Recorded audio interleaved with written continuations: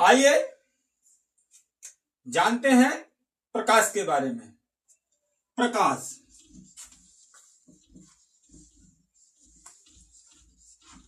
प्रकाश वह ऊर्जा है जो अदृश्य होते हुए भी हमारे दृष्टि ज्ञान को जागृत करती है। खुद अदृश्य है, इसके बावजूद भी वह हमें वस्तुओं को देखने में सहायता प्रदान करती है। आप देखते होंगे कमरे में जब लाइट नहीं होती है ना, तो आपको कुछ नहीं दिखाई देता। समझ रहे हैं ना? प्रकाशीय माध्यम। प्रकाश निम्नलिखित 3 माध्यमों से होकर के गुजरता है। एक तो होता है पारदर्शी। यह ऐसा माध्यम है जिसमें प्रकाश का अधिकांश भाग इस पार से उस पार चला जाता है, पारदर्शी माध्यम कहलाता है। दूसरा है आपका अपारदर्शी माध्यम। ऐसा माध्यम जिसमें प्रकाश का आंशिक भाग भी इस पार से उस पार नहीं जाता, अपारदर्शी माध्यम कहलाता है। तीसरा है आपका पारभासक। तीसरा आपका कौन सा है? पारभासक। ऐसा माध्यम जिसमें प्रकाश का कुछ आंशिक भाग, यानी 100 में 10%, कुछ आंशिक भाग इस पार से उस पार चला जाता है, पारभासक कहलाता है। महत्वपूर्ण है प्रकाश के गुण। प्रकाश के गुण।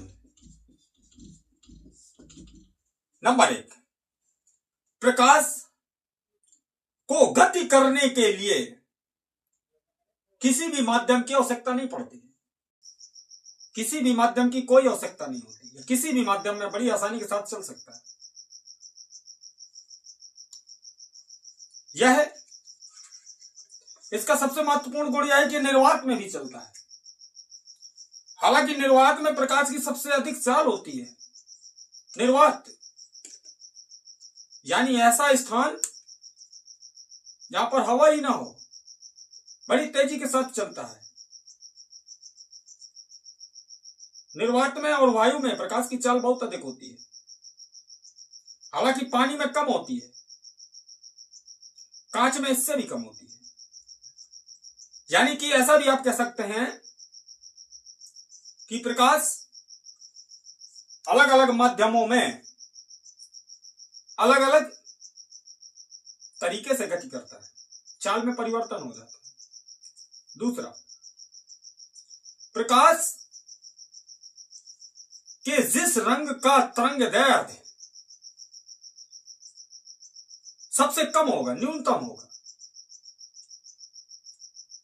वह विक्षेपित हो जाएगा, और जिसका ज्यादा होगा वो विक्षेपित नहीं होगा, दिखाई देगा, स्पष्ट दिखाई देगा। जैसे लाल सबसे ज्यादा होता है, लाल रंग का तरंगदैर्ध्य, इसलिए लाल रंग को खतरे के निशान में रखा जाता है, क्योंकि इसका प्रकीर्णन नहीं होता। प्रकाश पड़ने पर बड़ी आसानी के साथ हमको दिखाई देता है। हरा रंग भी जल्दी से, इसका भी प्रकीर्णन नहीं होता, यह भी नहीं फैलता। तीसरा रंग है नीला। याद रखिएगा, तीनों रंग बहुत महत्वपूर्ण है, लाल, हरा और नीला। सूर्य से निकला हुआ प्रकाश 7 रंगों का, यानी 7 रंगों का होता है। कितने रंगों का बेटा? 7 रंगों का। प्रकाश का तरंगदैर्ध्य 3900 एंगस्ट्रॉम से लेकर के 7800 एंगस्ट्रॉम तक होकर के जाता है। सबसे सर्वाधिक लाल का ही होता है, याद रखना।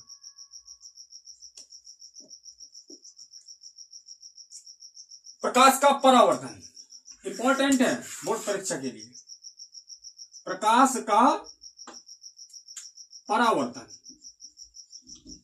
रिफ्लेक्शन ऑफ लाइट, प्रकाश का परावर्तन। जब प्रकाश किसी चिकने या पालिशदार तल से टकराता है तो प्रकाश का अधिकांश भाग पुनः लौट आता है। इस घटना को प्रकाश का परावर्तन कहते हैं। जैसे देखिएगा, ये आपतित किरण है और ये अभिलंब है और ये परावर्तित किरण है। प्रकाश इस जगह से आ रहा है और आपतन बिंदु पर जाकर के टकराता है आपतन बिंदु से, और टकरा करके अधिकांश भाग, आधे से ज्यादा भाग इस दिशा की ओर चला जाता है, यानी उसी दिशा में पुनः लौट जाता है। यह घटना परावर्तन की घटना कहलाती है। यानी कि शर्त भी है इसकी, आपतित किरण, आपतन बिंदु और अभिलंब तथा परावर्तित किरण चारों एक ही, यहां ध्यान दीजिएगा, चारों इस बिंदु पर आकर के मिलती है, यानी एक ही बिंदु पर होती है भाई। आपतित किरण, आपतन बिंदु, अभिलंब और परावर्तित किरण, ये चारों एक ही दिशा पर यानी एक ही बिंदु पर मिलती हैं। और याद रखिएगा, आपतन कोण कीजिए और परावर्तन कोण, ये दोनों एक दूसरे के बराबर होते हैं। यानी ये कोण और ये वाला कोण दोनों सदैव एक दूसरे के क्या होते हैं, बराबर होते हैं। आपने देखा होगा चिकित्सा विज्ञान में, ये जो हम शरीर के अंदर की हो रही घटनाओं को डॉक्टर लोग देखते हैं ना, जैसे एंडोस्कोपी कहते हैं, यह प्रकाश के पूर्ण आंतरिक परावर्तन की घटना है भाई, पूर्ण आंतरिक परावर्तन, याद रखिए। चलिए, प्रकाश का अपवर्तन, प्रकाश का अपवर्तन, अपवर्तन या कह दीजिए विवर्तन, या ऐसा भी कह सकते हैं प्रकीर्णन। जब प्रकाश की अपवर्तित किरण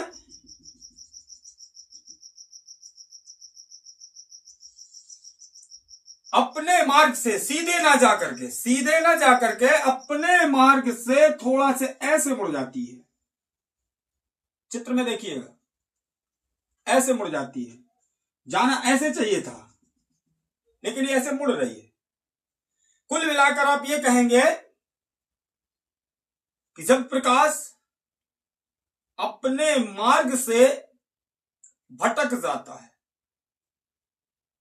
प्रकाश का अपवर्तन कहते हैं। आपने देखा होगा, गिलास में पेंसिल डालिएगा, पानी भर के पेंसिल डालेंगे तो पेंसिल आपको तिरछा नजर आएगी, अपवर्तन की घटना है। और दूसरा एक ट्रिक बता रहा हूं मैं आप लोगों को अपवर्तन समझने का। यदि कोई सड़क आपको मुड़ी हुई प्रतीत समझ में आए, मान लीजिए, देखिएगा, ये कोई सड़क है और ये ऐसे हो जाए, अपवर्तन की घटना है, अपवर्तन हो रहा है। आपने देखा होगा तारे टिमटिमाते हैं ना, तारे रात में, अपवर्तन की घटना है। आपसे कोई पूछता है तारे क्यों टिमटिमाते हैं तो आपको बता देना। ये भी ध्यान दिया होगा आप लोगों ने, सूर्य निकलने के पहले और सूर्य अस्त होने के पहले आपको सूर्य दिखाई देता है, जबकि सूर्य डूब चुका होता है। यह भी अपवर्तन की घटना है। समझ में आ रहा है ना? तो ध्यान दीजिएगा।